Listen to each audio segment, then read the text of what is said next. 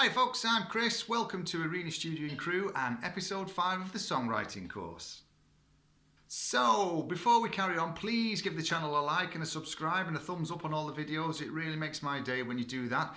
Episode 5, where are we? Well, that's all to do with arranging your song and structuring your verses and your pre-choruses, your choruses, your bridges, etc. Okay, so I'm going to zoom in close on this guitar and we're going to really go through a very basic set of chords that we can count the bars to, and we can lay this down as a little bit of a track really, and we'll get the arrangement right as we go through, and I'll explain how certain elements as we go through the whole song process should come in and maybe dip out again and take you through the dynamics and the highs and lows of creating this really basic track, okay?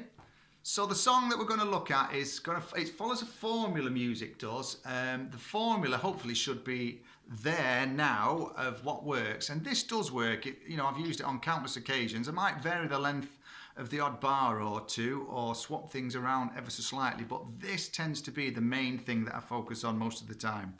Okay, so for the most important part of this is we're going to keep this really simple, and I'm just going to start with a C major chord, and I'm going to just flick the finger off and make it a C major 7, and we're going to do a similar thing with the F major 7. So we need a 4-bar introduction to our song, okay? Now sometimes one of the things I like to go for is having the 4-bar introduction, the same chords that I'm going to use in the chorus. So in this case we're going to keep it really simple because I've got to count bars, you see, at the same time, and I can't count and multitask and do many things like that. So hopefully I can get this right. So we're going to start this song and it'll go along these lines where it'll be a 1, 2, 3, 4, 2, 2, 3, 4, 3, 2, 3, 4, 4, 2, 3, 4. So did you notice the little pause then on the last couple of beats of that song? That's to just build a little bit of tension. So again, it's 4 beats in the bar is my introduction. I've sown the seed of where we're hopefully going to go. The audience that's listening to the track knows the actual, knows the tempo of the song and what kind of song this is going to be all about, because they can tell this from the chord progression really that's been used so far. It's nice, it's subtle, it's laid back, so they know it's not going to be a punk song or anything like that. It's more than likely going to be a bit of a ballad. So we've already set that bar where we're going to be with the track. The next section is going to be the first verse. Now I normally like to write the first verse of any song that I'm working on stripped back. I don't mean with no clothes on, I mean just basic arrangements. That wouldn't be good, would it, for YouTube? I have no clothes on doing this. Maybe a guitar or a piano, or maybe just something very similar like that that's going to keep it really open and pure and clinical as we go through, because then as a listener you've already had a little carrot dangled with the introduction. What you're getting to now is where the vocals will come on, so that's going to take all your focus and all your attention. So you've got so many more different elements that you can add over the top of that, which will take the listener's attention away from the voice. So we don't need to. That's the thing that they're going to work on. Now we've got no lyrics for this track, but the first verse is going to be 8 bars of exactly the same thing. So what I might do is start the intro with just the guitar, and then as the vocals come in on the 8 bars of the verse 1, I would possibly put maybe piano with it, or just some strings, just some element that's added a little bit more to it than the first part of the introduction.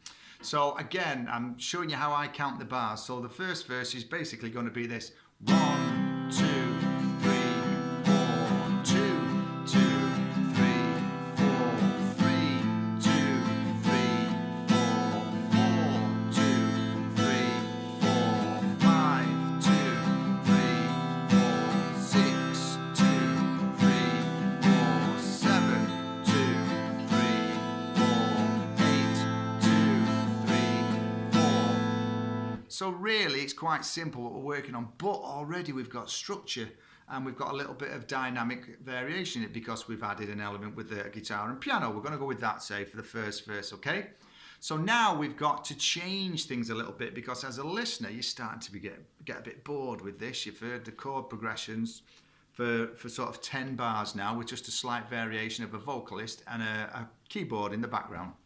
So we're going to go to the pre-chorus now. Now for this, and I'm choosing as many chords as I can from the key of C major that are going to be nice and easy and simple and that will work. So for this, the pre-chorus, I'm going to be playing 4 bars, which will be E minor, A minor 7, D minor 7, and then G7, which again, if you remember when we added that 7th chord, if you can't remember what we did on that, check back on the previous episodes of the songwriting course and you'll come across adding the 7th chords in there. We know that that's not G major 7, it's a dominant 7 chord. So the pre-chorus is going to be like this.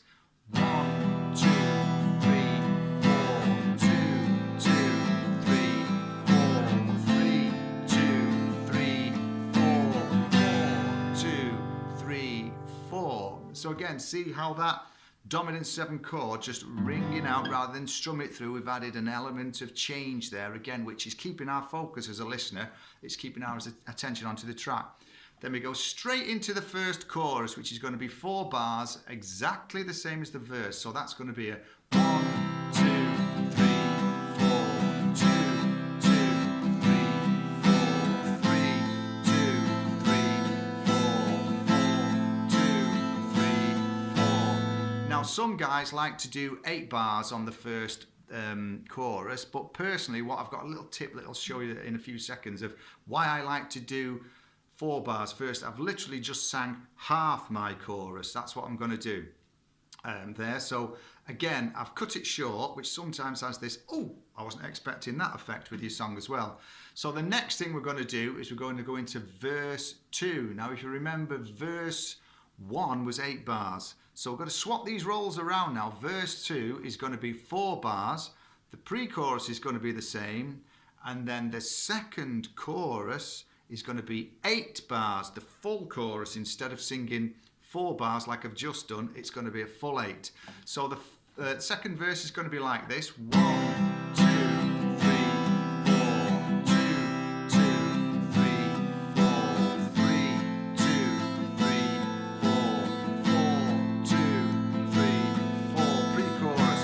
2, 3, 4, 2, 2, 3, 4, 3, 8 bar chorus. 1, 2, 3, 4, 2, 2, 3, 4, 3, 2, 3, 4, 4, 2, 3, 4, 5, 2, 3, 4, 6, 2, 3, 4, 7, 2, 3, 4, 8, 2, 3, 4. So as you can see, we've not actually changed a great deal in the song. What I would suggest is with the second verse, I would probably then on this 4 bar verse, I would probably bring the bass, the drums, something in like that. So again, maybe the lead vocal is going to be singing quite low on the verses and then maybe go an octave higher on the choruses, which again gives an element of change into the track. Probably on the second verse, I would look at singing maybe a harmony line a third above, something like that. Just pull back in the mix, just so that again that the vocal, as it's singing low with more instrumentation in there, we've actually added an element to the vocals as well. So that's going to be a big difference for you, and that's going to move things along nicely. Now we've done intros, verse, pre-chorus, second verse, pre-chorus, changed the bar lengths around, and hopefully they will all be on there for you now. You'll see how I've followed all that along. I'll try to leave that on the video all the way through. The next thing that we're going to go to is the bridge, or the middle 8, or something like that, as these guys used to call them in the olden days, in the good old days.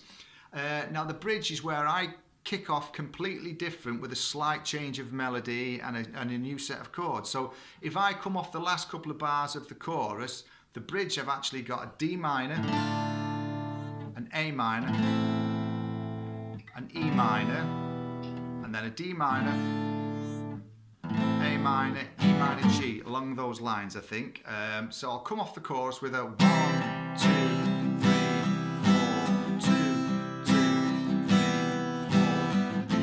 last bar of the second chorus.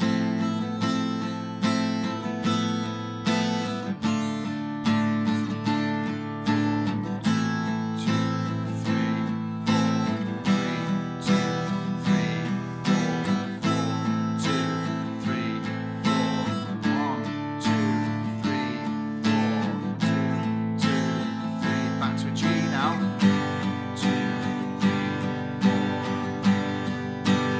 Back in with your chorus. bridge takes you in a different direction, but we've still got that same flow, that same vibe to the track as well. So again, it was a D minor, 3, 4, 2, A minor, 3, 4, E minor, 3, 2, 4, A minor, 4, 2, bar 5, bar 6, and then to a G major for 2, 7, 2, 3, 4, 8, 2, 3, 4, with a build-up, which again is adding a little bit of a climax there to the final chorus, which we will then come in possibly for 4 bars of 1, 2, 3, 4, 2, 2, 3, 4, 3, 2, 3, 4, 4, 2, 3. Key change.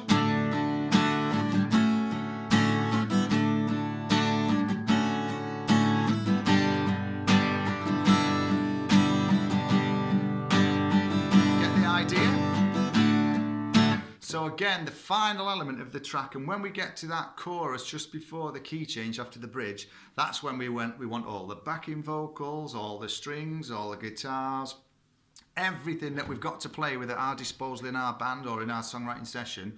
That's the full element of the track. If I was mixing a track like that, I would actually start right at the end, right on the very end of that song where I've got everything in, and that's where I would set all my levels and then pull everything back. So as you can see from the beginning of this video, the song actually builds, dies, builds, adds a little bit of harmony vocals, drums, bass as we go through. It's a proven formula, it works. Let me just take that up a little bit with the magic of my tripod. Bump. Not very techie that, was it? But the elements all work of this intro, verse, pre-chorus, bridge, chorus, key change. Okay, so that's how I tend to approach most of my songs. Sometimes I might go for, on the verses, swap them from a 4 to an 8 bar and little bits and bobs like that. But it's always the same formula that I work on, and it works. And there's countless records out there that use a similar thing. And the reason why it works is it just does. Don't fix it if it's not broken, as they say. You know, there's nothing wrong with stealing the arrangement. Oops. There's nothing wrong with acquiring the arrangement for your own songwriting, because obviously you're not going to write something the same as somebody else. It's a case of going back to, I think it was episode 4, where we talked about the chord progressions. You can use this formula with some of those chord progressions, and you are writing your own songs. So it's a great resource again. And once again, please give me a like and a subscribe on the channel. It makes my day. Check out all my socials. Next week, we're going to be looking at a cadence and cadences or cadence-eyes or whatever they are. All very confusing, very technical terms these, but it's a piece of cake really once you understand it. And then we're going to look at lyrics and how we can throw some lyrics down really easily and how I source my lyrics. And that's probably going to be episode 7, and then I think we're done. You know, you should have more than enough to go out there and start to write and produce and maybe arrange a few of your own songs as well. If you are looking for a great track to check out how a song should build, this is a guy that I worked with years ago, good friend, great singer, Shayne Ward, won the X Factor. Go to his debut single, That's My Goal, and you'll see how this song is arranged. I'll try and put a link to it below for you. That's My Goal by X Factor winner Shayne Ward, because the song, even if you don't like the song or the artist, it doesn't matter. We're not into that. We just want to find out how it's been done. But for me, it's a perfectly crafted pop record. And it got to #1 for him, so again it ticked a lot of boxes for people. But the track actually starts with a nice piano, a little bit of a jingly melody on it, and Shayne singing nice and low. Then the pre-chorus, he goes up a little bit and a bit more instrumentation comes in. Chorus, octave higher he sings. Song strips back down for the next verse, half time I think it is again, half length, sorry.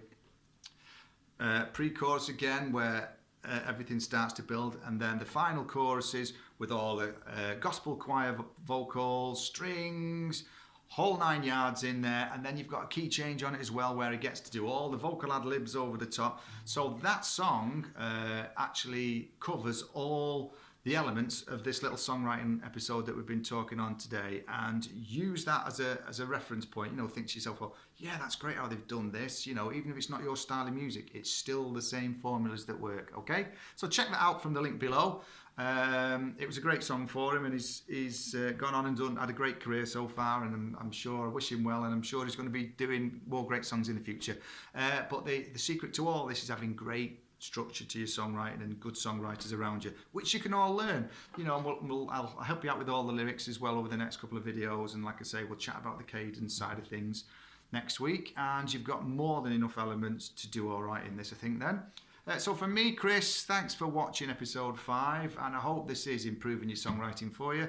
Please give me a thumbs up and a like and a subscribe, and I'll see you next week with more video content from Arena Studio and everything else that's happening in this place where I live. Okay, thanks for watching. See you soon. Bye.